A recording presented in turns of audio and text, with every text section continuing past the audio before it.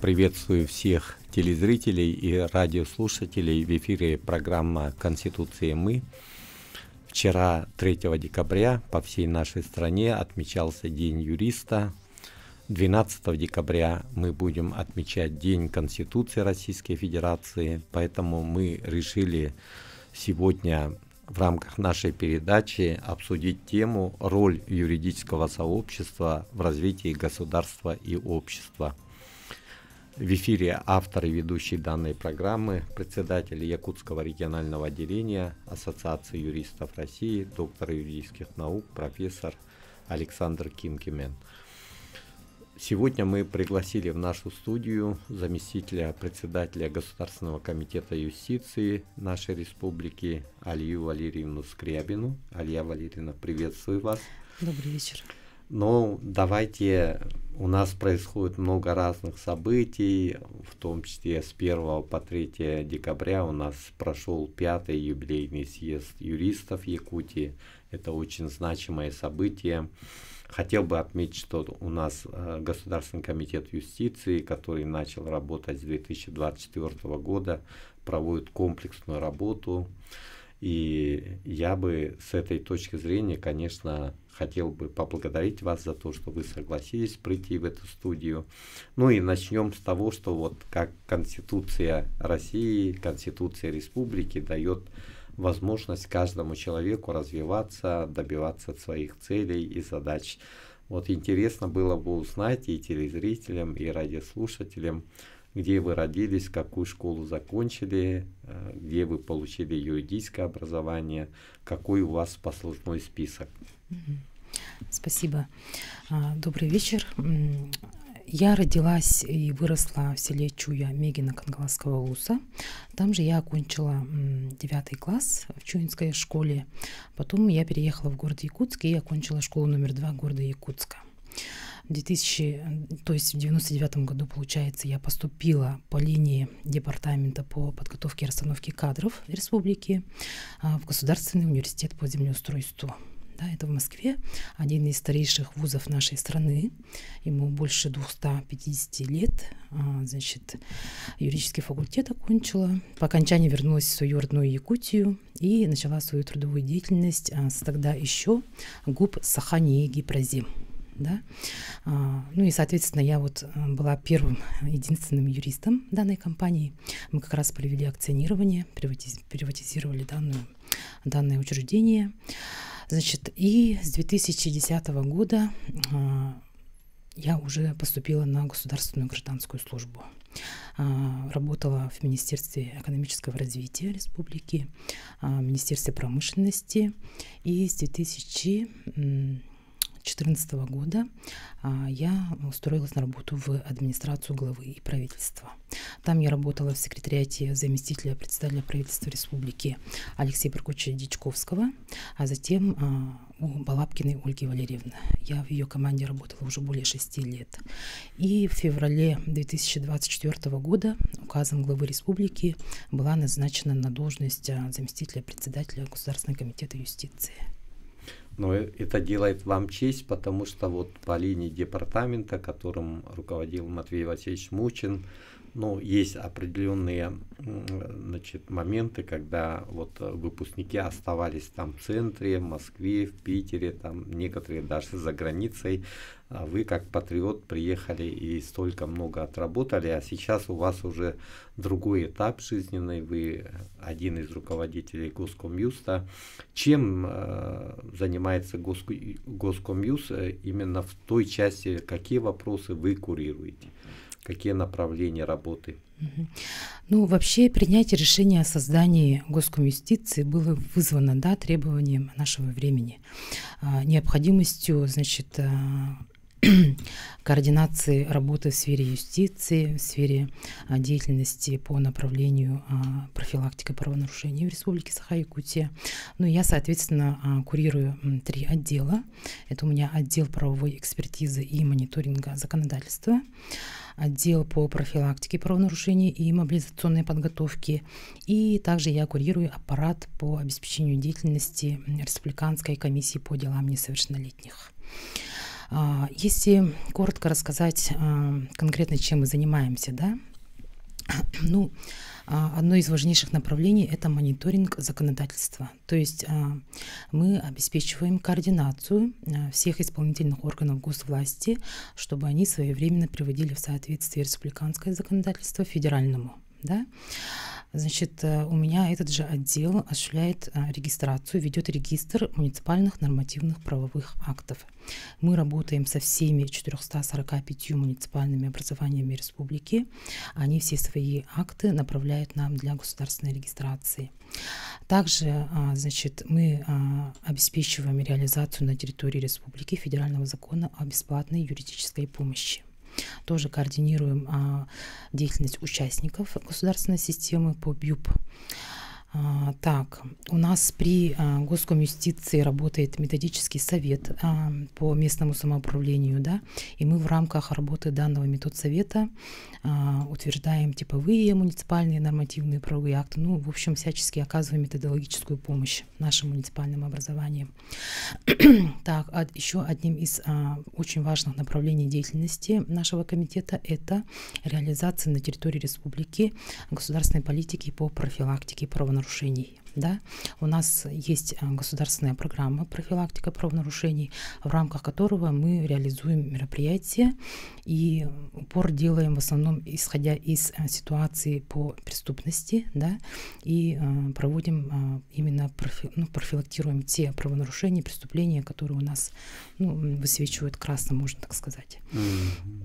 Так, далее, Республиканская комиссия по делам несовершеннолетних, это у нас тоже межведомственный орган, который в целом координирует деятельность всех субъектов профилактики. Тоже в этом направлении очень серьезная работа проводится с районными комиссиями по делам несовершеннолетних, да. Что еще? Если вот так вкратце рассказать, так, но на самом деле я все сейчас не вспомню, да? Очень много направлений работает. Да, но действительно большой комплекс вопросов и большая ответственность, тем более вы работаете с муниципальными образованиями, там, конечно же, с точки зрения правоприменения много вопросов. Вот как вы думаете, вот в части реализации, значит, права законодательной инициативы муниципальных образований, насколько они активны в этом направлении и насколько они имеют возможности реализовывать данные полномочия, которые по Конституции Республики им дано? Да. Может быть, вы по линии Госкомюста готовите какие-то семинары по законотворческой деятельности и так далее? Вообще такая потребность имеется, да. У нас органы местного самоуправления, да, их советы депутатов, они же имеют право законодательной инициативы, да, но они самостоятельно принимают решения, да, есть активные, можно так сказать, районы, которые реализуют свое право, и по тем, значит, нами курируемым направлениям деятельности, если они разрабатывают и вносят проект закона Bill to Men, то они вот с нами советуются, консультируются, как лучше, правильно ли все сделано. То есть мы метод сопровождения им предоставляем. Но фактически не очень активные, можно так сказать. Есть Почему я задал этот вопрос? Потому что, на мой взгляд, это жизненно важно, потому что органы местного самоуправления, они на переднем плане, да, и, конечно, им все видно, да, как идет реализация тех или иных законов наших республиканских, и они могли бы в этой части быть более активными. Ну и в целом, конечно, вот когда мы говорим о повышении правовой культуры, работая с муниципальными образованиями, в том числе и через представительные органы, мы можем, наверное, достигать определенных задач, целей.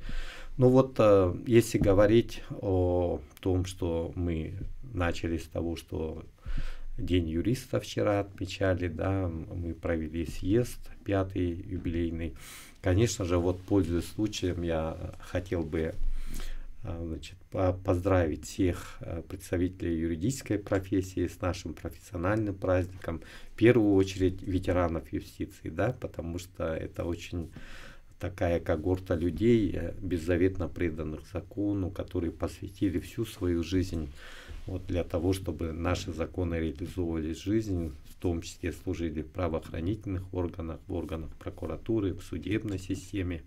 Вот у вас даже в рамках съезда в программе было обозначено, вот, что ветераны юстиции посетят, значит, мультимедийный парк «Россия. Моя история». Я там тоже был, и вот стенд, который был посвящен Михаилу Михайловичу Федорову, нам очень понравился. И я вот, пользуясь случаем, хотел бы поблагодарить коллектив музея за такую вот профессиональную деятельность во главе с Соловьевым Дмитрием Ивановичем. Но мы знаем, что наш 5-й съезд был посвящен деятельности и 105-летнему юбилею нашего патриарха высшего юридического образования и науки в Республике Саха-Якутия, профессора, доктора юридических наук. Но я, как всегда, отмечаю, что он патриот Родины, он защитник Отечества, он солдат Победы, он человек, который был прокурором республики. Ну и, конечно же, вот красной нитью проходит, что он основоположник высшего юридического образования и науки в нашей республике. Поэтому вот с этой точки зрения, вот это уже был 5-й съезд, ваша оценка проведенного съезда, вот вы, наверное, знакомились с материалами и 1-го, 2-го, 3-го, 4-го съездов. Пожалуйста, вот сделаем некоторый экскурс в этом направлении. Да, перед тем, как приступить к работе над формированием программы 5-го съезда, конечно же, мы обратились в историю. Да? Вообще первый съезд юристов у нас был проведен в 2013 году, 3 декабря, в День юриста. Тогда президент республики Егор Афанасьевич Борисов поддержал данную инициативу, и вообще сам факт его проведения стал вообще признаком общественного признания, да, роли юристов для формирования у нас для строительства правового государства и гражданского общества. На первом съезде основной акцент был сделан на то, чтобы организовать таким образом оказание бесплатной юридической помощи, чтобы все незащищенные слои населения, да, чтобы для них она стала доступной. И в этом я хочу отметить огромную роль сейчас уполномоченного по правам человека, тогда Сардана Михайловна Гурьева, она была председателем Государственного комитета юстиции. Следующий съезд прошел в 2016 году. Это был год 25-летия Конституции, основного закона нашей республики. И, соответственно, там основная тема была как раз-таки юридизация, да, всех основных, значит, отношений, всех сфер жизни общества Якутии, так скажем, да.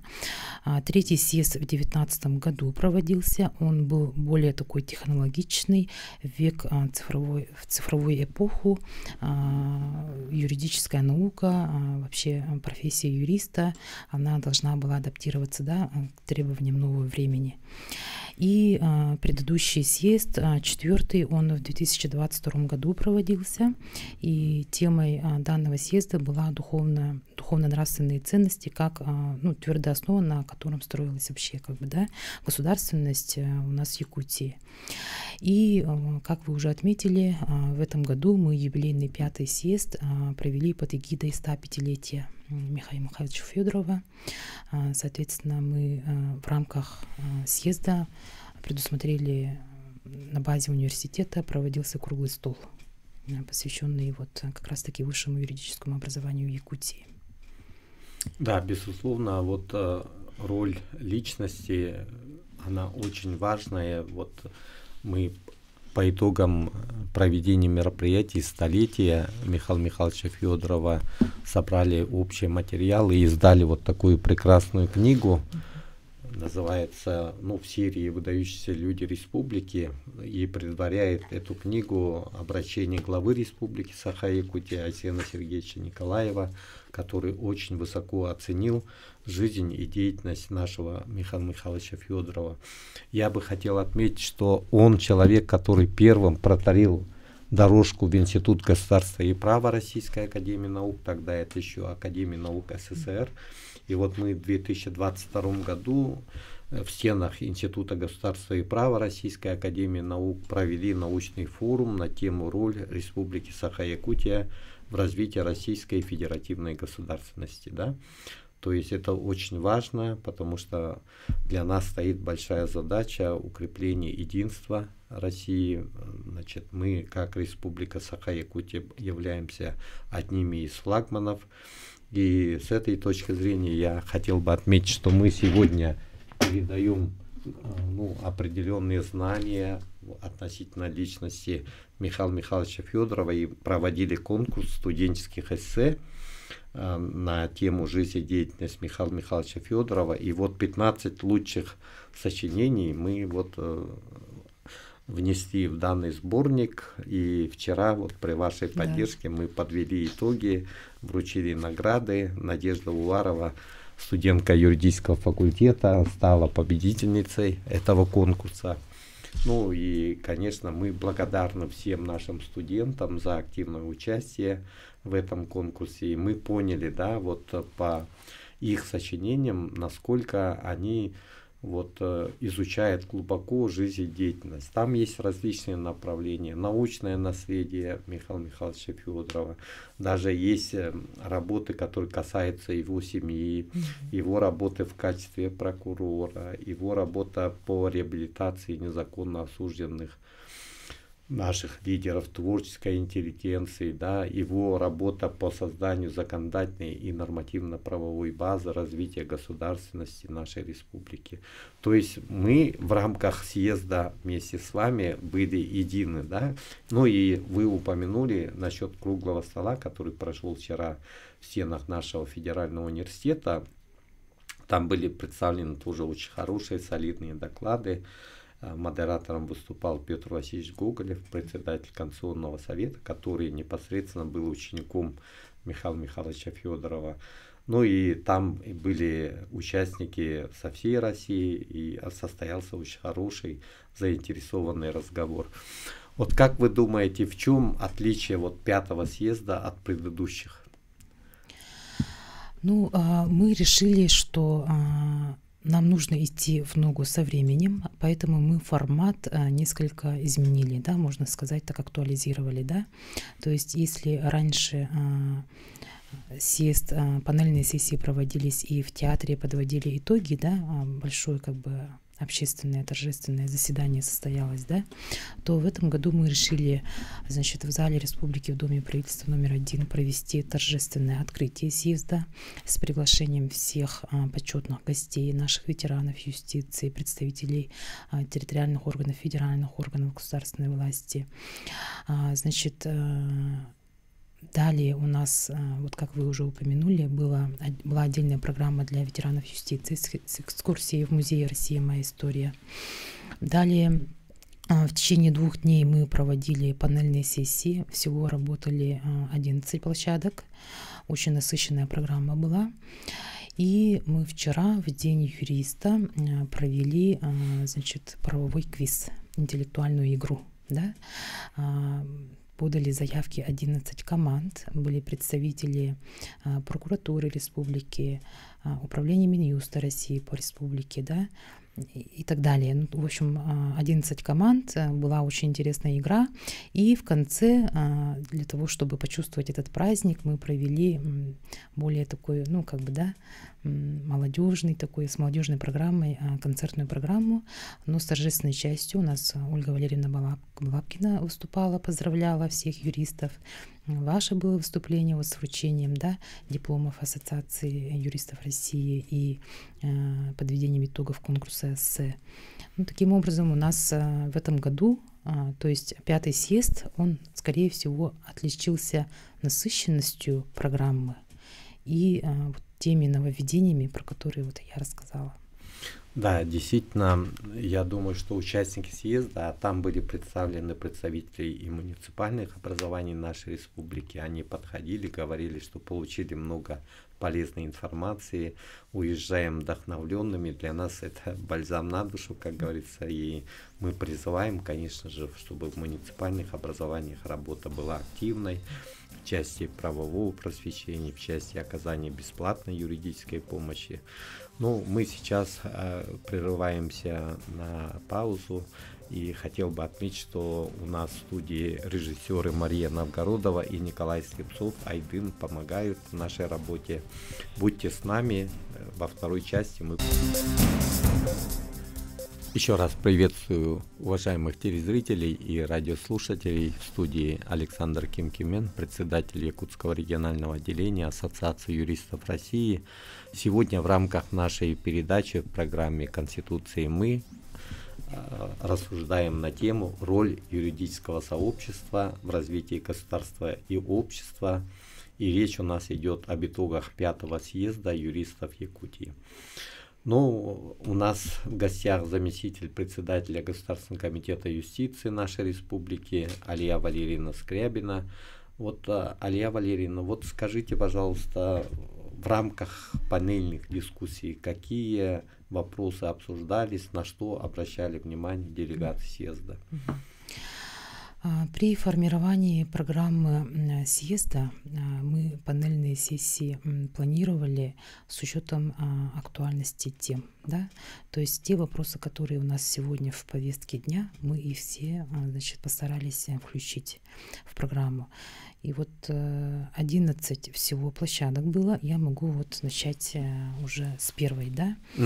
Значит, у нас в рамках публично-правовой секции рассматривалась тема, обсуждалась тема по муниципальной реформе.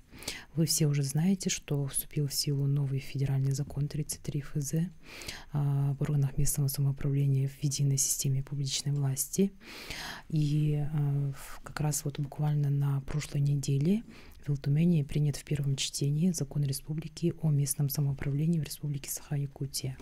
И сейчас у нас при Министерстве финансов создана отдельная рабочая группа, которая рассматривает вопросы по перераспределению полномочий между республикой Саха-Якутия и органами местного самоуправления. И, значит, в ходе обсуждения на данной площадке проекта закона стороны договорились о том, что до конца первого полугодия 2026 года мы эту работу должны завершить. Кроме того, значит, колоссальная работа будет проведена в части оказания методологической помощи органам местного самоуправления при внесение изменений в их уставы и при принятии ими соответствующих муниципальных нормативных правовых актов, ну, по итогам перераспределения полномочий, да. Далее у нас прошла корпоративная секция, очень интересная. Мы собрали на одной площадке юристов наших государственных компаний. Они получили возможность задать свои вопросы представителю Министерства имущественных земельных отношений Марии Афанасьевне Прокопьевой. У нас был представитель арбитражного суда республики, судья арбитражного суда, председатель была.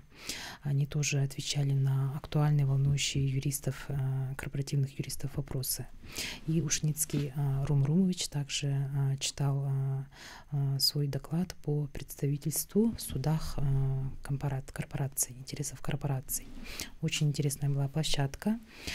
Далее у нас, это все я про первый день рассказываю, да, нотариусы, у них была своя отдельная площадка по наследству.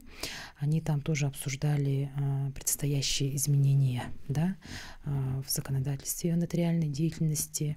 И я вот с радостью хочу отметить, что поддержано применение нового внесудебного порядка принятия о наследстве при пропуске сроков для участников, для членов семьи участников специальной военной операции. Так, далее у нас была площадка, значит, панельная сессия по оказанию бесплатной юридической помощи, которую вы, Александр Николаевич, модерировали. Тоже были рассмотрены все особенности оказания бесплатной юридической помощи именно участникам и членам специальных семей, значит, участников специальной военной операции. Отметили необходимость дополнительного обучения участников государственной системы БЮП механизмам, значит, особенностям оказания такой помощи вообще по всем направлениям, да, значит, не только по мерам господдержки, но по всем интересующим, волнующим их вопросам правового характера. также в рамках вот этой панельной сессии между Государственным комитетом юстиции Республики Саха-Якутия и ОНО Якутский центр медиации было заключено соглашение. Значит, мы соглашением предусмотрели, значит, на себя Якутский центр медиации взял обязательства по бесплатному оказанию услуг по медиации участникам и членам семей специальной военной операции. Это огромный вклад, можно так сказать, да, в дальнейшее развитие системы оказания бесплатной юридической помощи, потому что у нас медиаторы тоже являются юристами, у них, конечно, как бы отличаются услуги, да, от тех видов, которые оказывают квалифицированные юристы, но тем не менее это также снимает ряд вопросов для вот граждан. Да, мне кажется, это будет развивать этот институт медиации в нашей республике, который вот должен еще больше активизироваться, в том числе в рамках реализации вот этого соглашения, которое, безусловно, является важным. Да. И тоже хочу обратить внимание зрителей о том, что они откроют свой офис, значит, по Курашова 36 в городе Якутске, где у нас располагается Центр психологической поддержки населения, что тоже очень символично, потому что в одном месте могут обратиться за помощью как к психологам, так и к медиаторам. Далее у нас была, значит, дискуссия на площадке по, значит, профессионализации института судебного представительства. Люди, которые, наверное, интересуются в курсе о том, что разработан и внесен проект федерального закона об адвокатской монополии. Значит, выступали тоже у нас представители адвокатского сообщества, и по итогам обсуждения, в принципе, приняли решение о том, что данный закон нужно поддержать. Да? Все-таки представительство интересов со стороны адвокатов, которые имеют соответствующее удостоверение, да, она более квалифицированная, и ответственность на юристе, на адвокате, который будет представлять интересы граждан и организаций в судах, она более качественная. Это в сторону качества оказания услуг, скорее всего, да, речь идет. Далее у нас прошел очень такой интересный форум по вопросам защиты прав субъектов предпринимательской деятельности от административного давления. Модерировали данную панельную сессию у нас уполномоченная по защите прав предпринимателей Кычкина Альбина Ивановна и прокуратура республики. Значит, приглашенные были из представителей прокуратуры, МВД, Управления по борьбе с экономическими преступлениями, да, а именно с коррупционными. И состоялся очень такой живой диалог. Были представители предпринимательского сообщества, пришли к взаимному мнению такому, что давайте более открыто общаться. То есть представители контрольных надзорных органов, они готовы разъяснять, значит, порядок проведения своих контрольных надзорных мероприятий, и принято решение исключить излишние контрольные мероприятия. У нас же мораторий сейчас действует, да, и в этом плане я думаю, что для предпринимателей это большой плюс, то, что у них появилась возможность напрямую, да, связываться, и в принципе у нас правоохранительные органы тоже открыты для обсуждения их насущных вопросов. Так, у нас была панельная сессия по антимонопольному регулированию, да, и закупкам по 44 и 223 федеральному закону. Здесь у нас площадка собрала всех закупщиков, органов госвласти, органов местного самоуправления, да, государственных учреждений, разобрали все типовые, наиболее часто встречающиеся нарушения при процедуре размещения закупок. И ответили также на все интересующие вопросы. Хочется здесь обратить внимание, что опять тут стал вопрос можно ли урегулировать во внесудебном порядке конфликт с помощью применения процедур медиации. Да? Вопрос остался открытым. Мы будем изучать данный вопрос, потому что, оказывается, есть сторонники за и против данного подхода, да, к разрешению конфликтных ситуаций. Так, и у нас еще была очень интересная площадка по искусственному интеллекту в юриспруденции. Я сама его модерировала. Очень волновалась, потому что, ну, я, конечно же, юрист, но искусственный интеллект я применяю в своей повседневной жизни, да. А в работе пока у меня такой возможности нет. Дело в том, что все, получается, вот эти приложения, да, программы, которые работают с применением искусственного интеллекта, да, они должны быть отечественными. Да, прежде всего, то есть отечественное производство, оно гарантирует как бы защиту, безопасность и защиту, значит, используемой информации от утечки, да. И здесь у нас выступали представители тех компаний, которые разработали и внедряют соответствующие программные продукты. Например, сайт такой есть, называется «Обращайся. Цифровой юрист-ассистент». Да, их директор представил свой продукт как помощник для юриста. И вот этот сайт, этот инструмент, он направлен на то, чтобы облегчить работу юриста. То это есть, Бурцев Петр? Это Бурцев Петр Васильевич, да. То есть наша же работа состоит из многих как бы мелких процессов, да, и получается вот те рутинные механические процессы, которые можно, ну, облегчить, да, путем применения искусственного интеллекта, это действительно даст, наверное, возможность акцентировать свое внимание на более каких-то серьезных вопросах для юристов. Но в конечном счете надо всем понимать, что ответственность несет, конечно же, и юрист.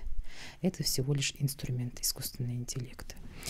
Так, и у нас прошел также круглый стол «Правовые вопросы развития арктических районов и коренных малочисленных народов Севера Республики Саха-Якутия». На данной площадке у нас присутствовали министр промышленности и геологии Терещенко Максим Викторович. Модератором выступало Министерство Арктики. Значит, они тоже...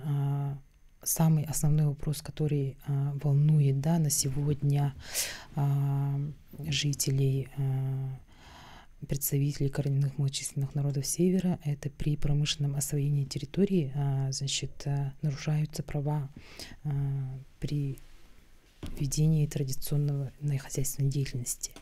Вы все знаете, что у нас законом республики предусмотрена этнологическая экспертиза в обязательном порядке, да, то есть промышленная компания, прежде чем приступать к разработке месторождения, обязательно должен провести данную экспертизу.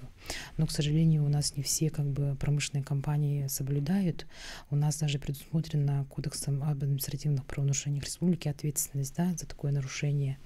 Ну, представители Министерства промышленности призвали к конструктивному диалогу, потому что сейчас промышленным предприятиям тоже нелегко, ну и, соответственно, как-то постараться найти возможность для мирного диалога, для того, чтобы разрешать все эти моменты. Так. И у нас в рамках съезда мы сейчас, сегодня все еще идет, завершается курсы повышения квалификации для комиссии по делам несовершеннолетних. У нас есть приглашенный лектор из дальневосточного филиала Академии народного хозяйства. И участвует также прокуратура республики. Основной акцент они сделали на разъяснении, каким образом применять, да, значит, право субъектов профилактики правонарушений несовершеннолетних